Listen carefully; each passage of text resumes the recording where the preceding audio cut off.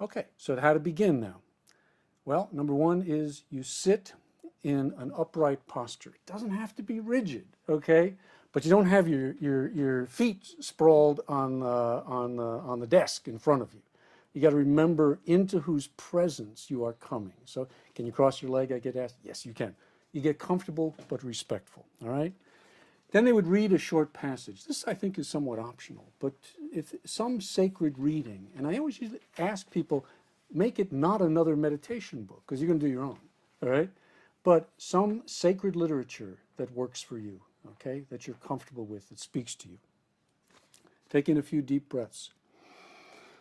Breathe yourself kind of coming into God's presence, and breathe out the fear, the angst, whatever is going on in your life. Breathe in God's presence. Let go of your fear, your anxiety.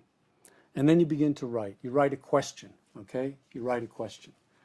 Some sample questions might be something like this. God, I've tried getting clean and sober before. Please tell me what I need to do that's different this time. All right? Father, I feel so alone. I feel separated from you. Please help me to feel your presence.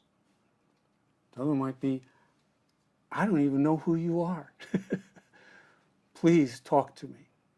You come from what's real in you.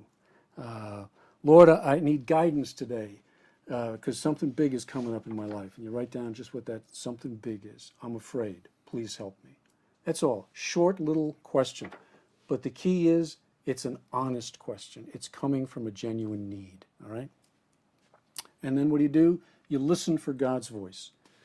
Carl Jung used to call this active imagination. If God were to speak to you, what might he say? Let it happen. This is creative writing 101. If God were to speak to you, if the most loving presence in the universe were to come into your life, what is it that you are longing to hear from him? And then let it go. Let it happen. Just write, all right? Pour it out, all right? You write the words that come. You don't try not to edit them. If you get stuck, one of the things I've found that's really helpful is if you will use a term of endearment. My beloved, my child, my brother, my son. God talking to me like that? Try it, and see if it doesn't begin to trigger within you that intimacy that we're really looking for and searching for. And then stop when it feels like it's becoming forced. I generally do 5, maybe 7 minutes at a time. And then when it's done, put it down. And then feel God's presence. There's a whole other form of prayer and meditation called contemplative prayer. And that's the sort of prayer where you sit and you just sort of let your mind go free and you don't think anything. I find alcoholics and addicts are not terribly good at that. You know, half of us suffer from ADD, and this method is kind of nice because you don't have to go to total silence. You let it play out in your mind. But you know what? At the end of it, you're going to find yourself in silence.